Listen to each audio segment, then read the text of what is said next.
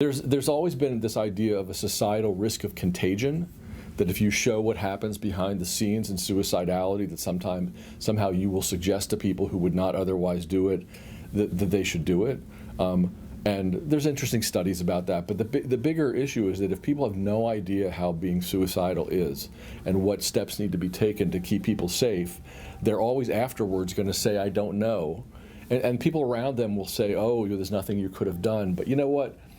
Increasingly, there are things that people could have done, and we would like to be able to have those conversations, even with bereaved people, so that the messages that people get are that there is hope in treatment. It doesn't mean there's hope for everybody, but there's hope for a lot more people. The one thing that I think Patrick really has impressed upon me as an advocate, and that I've taken on as a journalist, is that the biggest problem in mental health and addiction is what a small percentage of people who have the illnesses actually get the gold standard treatment today.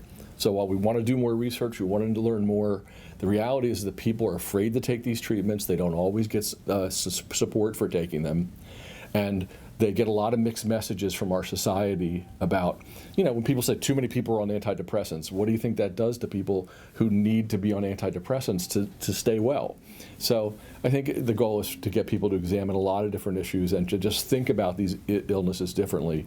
That's been something I've been trying to do my whole life. This book is hopefully a really great example of what can be done.